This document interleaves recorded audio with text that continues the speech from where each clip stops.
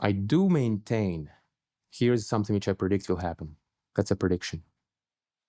I maintain that as AI becomes more powerful, then people will change their behaviors.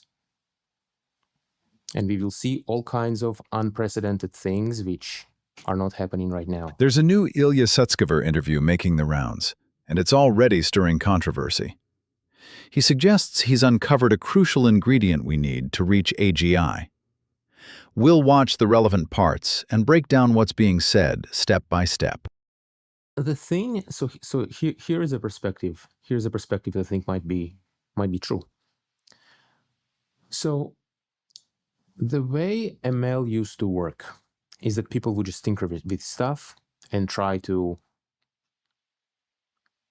get interesting results. That's what's been going on in the past. Then the scaling insight arrived, right? Scaling laws, GPT-3, and suddenly everyone realized we should scale. And it's just this is an example of how language affects thought. Scaling is just one word, but it's such a powerful word because it informs people what to do. They say, okay, let's try to scale things. And so you say, okay, so what are we scaling? And pre-training was the thing to scale. It was a particular scaling recipe. Yes. The big breakthrough of pre-training is the realization that this recipe is good.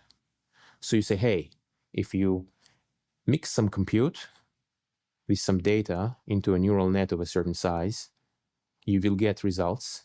And you will know that it will be better if you just scale the recipe up. And this is also great. Companies love this because it gives you a very low-risk way of investing your resources, right? It's much harder to invest your resources in research. Compare that. If you research, you need to have go forth researchers and research and come up with something versus get more data, get more compute, you'll get something from pre-training. And indeed, it looks like based on various things some people say on Twitter, maybe it appears that Gemini have found a way to get more out of pre-training.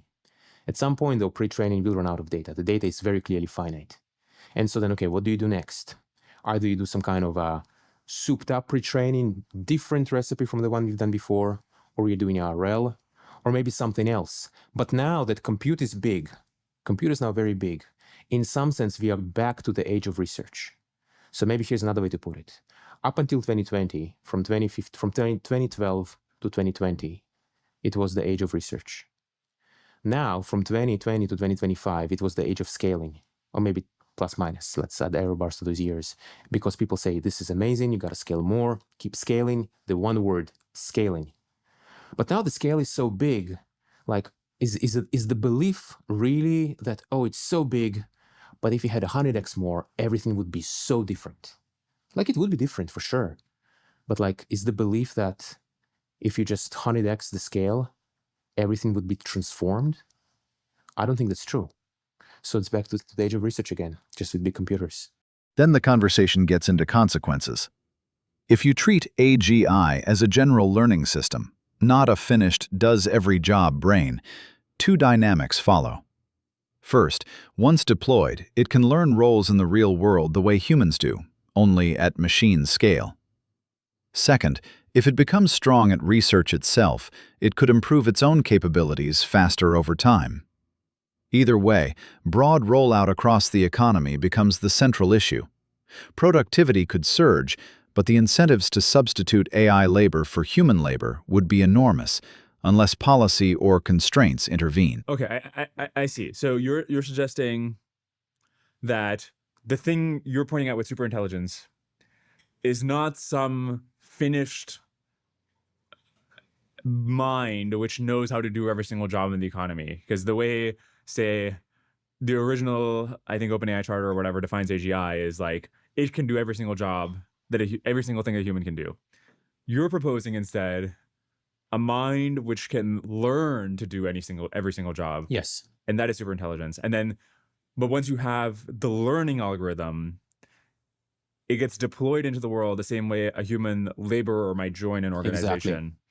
And it seems like one of these two things might happen. Maybe neither of these happens. One, this super efficient learning algorithm becomes superhuman, becomes as good as you, and potentially even better at the task of ML research. And as a result, the algorithm itself becomes more and more superhuman. The other is, even if that doesn't happen, if you have a single model, I mean, this is explicitly your vision. If you have a single model or instances of a model which are deployed through the economy, doing different jobs, learning how to do those jobs, continually learning on the job, picking up all the skills that any human could pick up, but actually picking them all up at the same time and then amalgamating the learnings, you basically have a model which functionally becomes super intelligent, even without any sort of recursive self-improvement in software, right? Because you now have one model that can do every single job in the economy, and humans can't merge our minds in the same way.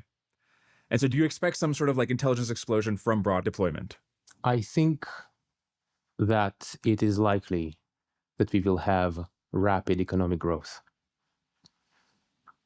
I think the broad deployment, like, there are two arguments you could make, which are conflicting.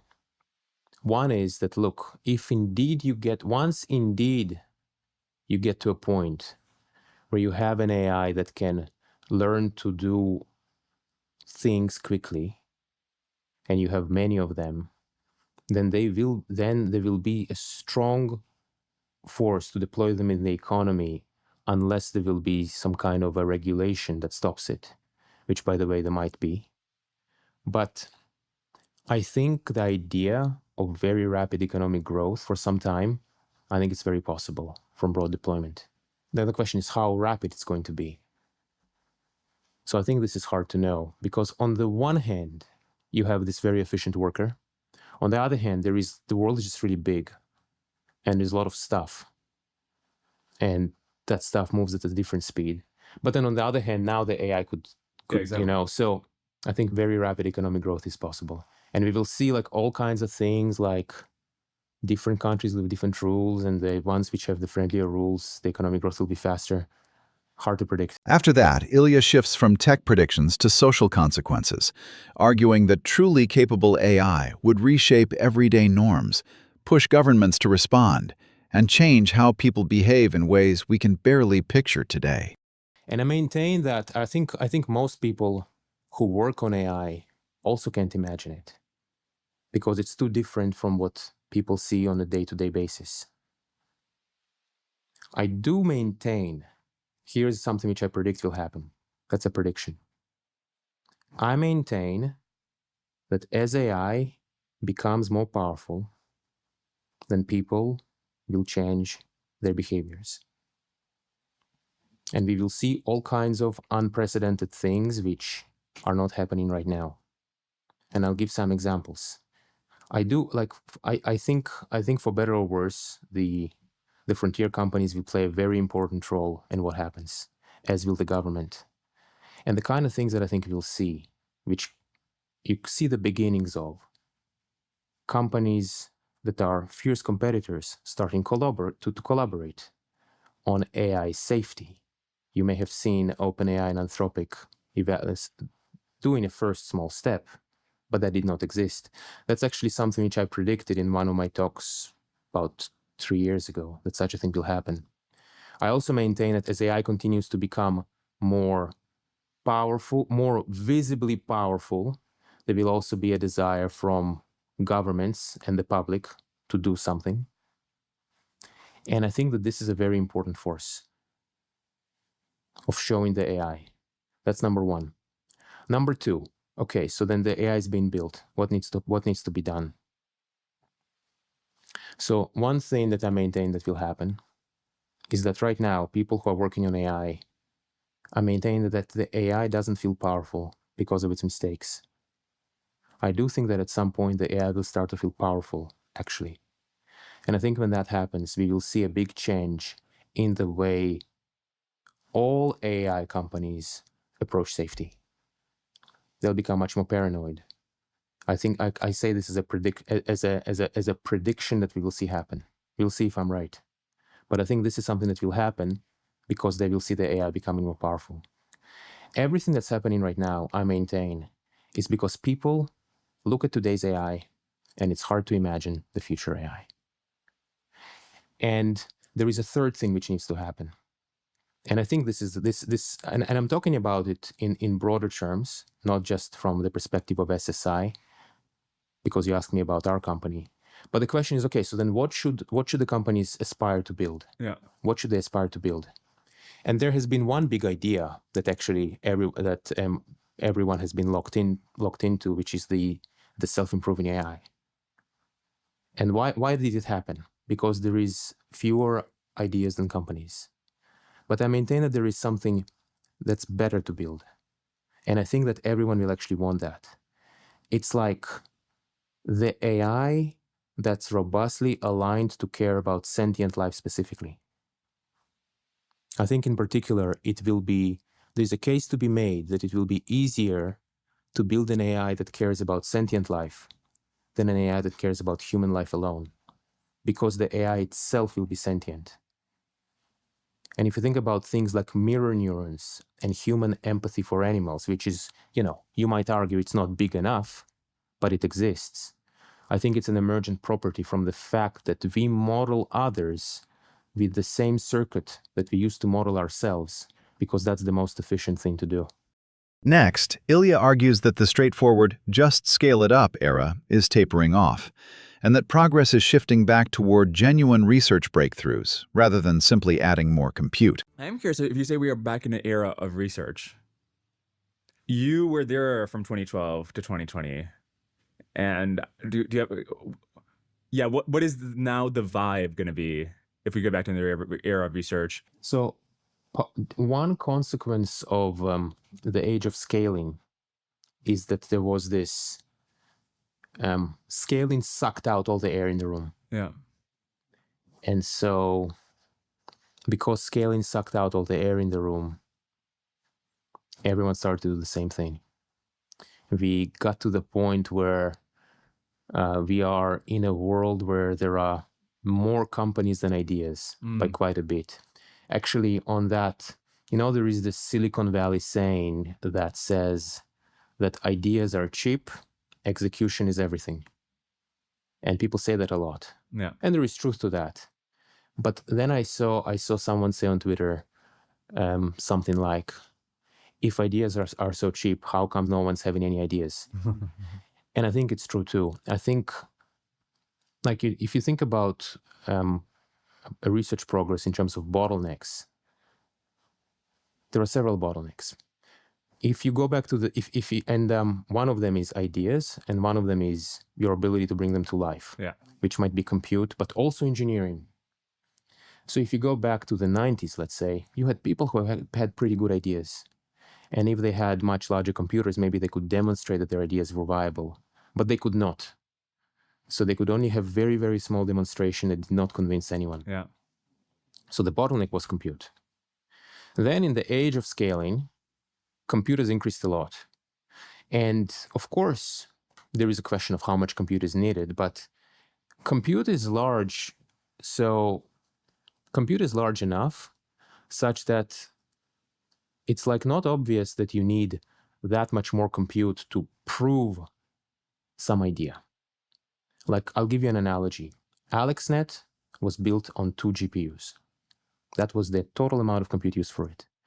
The transformer was built on 8 to 64 GPUs. No single transformer paper experiment used more than 64 GPUs of 2017, which would be like what, 2 GPUs of today?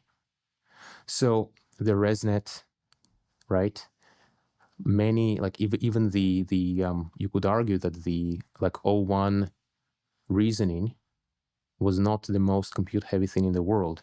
So they're definitely, for research, you need definitely some amount of compute, but it's far from obvious that you need the absolutely largest amount of compute ever for research. You might argue, and I think it is true, that if you want to build the absolutely best system, then it helps to have much more compute. And especially if everyone is within the same paradigm, then compute becomes one of the big differentiators. This next section is especially worth paying attention to. Ilya moves past the headlines and explains what he actually means by AGI in structural terms, what the system is doing under the hood, and how the pieces fit together. Then he compares that picture to the human mind, where the parallels hold, where they don't, and what that implies for how an AGI would learn and generalize. This will be two words that have shaped everyone's thinking, I maintain. First word, AGI. Second word, pre-training. Let me explain. So the term AGI, why does this term exist? It's a very particular term. Why does it exist? There's a reason. The reason that the term AGI exists is, in my opinion, not so much because it's like a very important, essential descriptor of some end state of intelligence, but because it is a reaction to a different term that existed, and the term is narrow AI. If you go back to ancient history of game playing AI, of checkers AI, chess AI, computer games AI, everyone would say, look at this narrow intelligence. Sure, the chess AI can beat Kasparov, but it can't do anything else. It is so narrow, artificial narrow intelligence. So in response, as a reaction to this, some people said, well, this is not good. It is so narrow. What we need is general AI. General AI, an AI that can just do all the things. The second, and that term just got a lot of traction. Yeah. The second thing that got a lot of traction is pre-training. Specifically, the recipe of pre-training. I think the way people do RL now is maybe is undoing the conceptual imprint of pre-training. But pre-training had the property, you do more pre-training and the model gets better at everything, more or less uniformly. Yeah. General AI. Pre-training gives AGI. But the thing that happened with AGI and pre-training is that in some sense they overshot the target. Because if you think about the term AGI, you will realize, and especially in the context of pre-training, you will realize that a human being is not an AGI. Because a human being, yes, there is definitely a foundation of skills. A human being lacks a huge amount of knowledge. Instead, we rely on continual learning. And so then when you think about, okay, so let's suppose that we achieve success and we produce some kind of safe superintelligence. The question is, but how do you define it? Where on the curve of continual learning is it going to be? I produce like a super intelligent 15-year-old that's very eager to go, and you say, okay, they don't know very much at all. The great student, very eager. You go and be a programmer. You go and be a doctor. Go and learn. So you could imagine that the deployment itself will involve some kind of a learning trial and error period. It's a process, as opposed to you drop the finished thing.